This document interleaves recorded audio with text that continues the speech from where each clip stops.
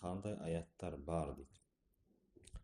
Жалпы Құран кәрімде арнайы мынау әйел кісілерге байланысты Ниса деген сүре түскен. Осы сүреде Алла Тағала былай деп бұйырып кеткен: өздеріңе ұнайтын әйелдерден екеу, үшеу, яғни төртеуге дейін алуларыңа болады. Әрине, олардың арасында әділ болуды шарт қосады. Егер әділ бола алмайсаңдар, онда сендер үшін біреуі хайырлы деп. Осы аятта да, яғни Алла Тағала үйленуге бұйырады, отбасы болуға бұйырады. Басқа да Нұр сүресінде келетін аяттар бар.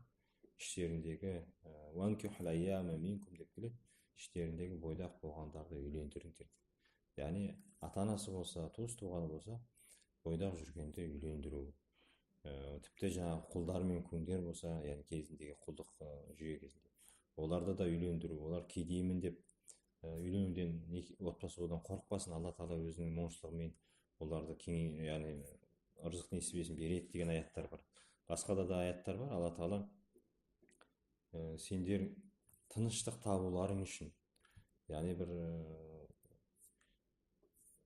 жұмыстан шаршап келгенде бір рахаттанып, барлығын ұмыту үшін сендерге өздеріңе жаңағы жұбайлар жараттық деп Алла Тағала бұйырады. Литаскуну илайха деп береді, яғни тыныштық табуларың үшін.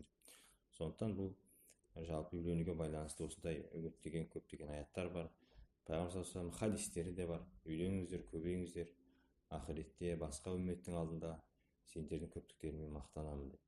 Сондықтан үйлену бұл Пайғамбар саллаллаху алейхи вассалам сүннеті. Кімде-кім одан бас тартса, ол бізден емес деп хадисінде де ескертіп айтып кеткен.